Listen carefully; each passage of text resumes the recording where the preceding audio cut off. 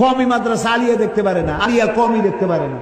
আমি তো বলি আমার এই দুইটা চোখ, আপনার কয়টা? দুইটা, একটা ডান আর একটা। এই দুইটা চোখের মধ্যে আপনার কাছে কোনটা প্রিয়? হ্যাঁ, দুটেই। আমার কাছেও আলিয়ার কওমি মাদ্রাসা আমার দুইটা চোখের মতো প্রিয়।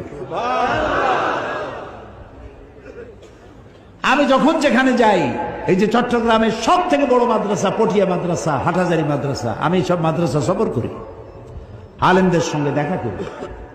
মাওলানা শামসুল হক সাহেব ফরিদপুরি রহমতুল্লাহ সদস্য হুজুর যাকে বলা হয়, আমি তার উজু করাইছি, তার পাও ধোয়াই দিয়েছি। আমি খতিবে আজম মাওলানা সিদ্দিক আহমদ সাহেবকে খেদমত করেছি। আমি মক্কা শরীফে জ্বর হয়েছে, আমি তার পাশে বসে পাও চেপেছি তার। একটু আমি ছোট হয়ে যাইনি?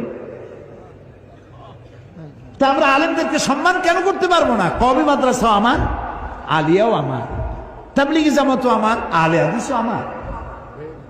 আমরা সবাই এক হতে পারি না কেন? আমরা যদি এক হই তাহলে শত্রুরা আমাদেরকে ছোট চোখে আর দেখতে পারবে না।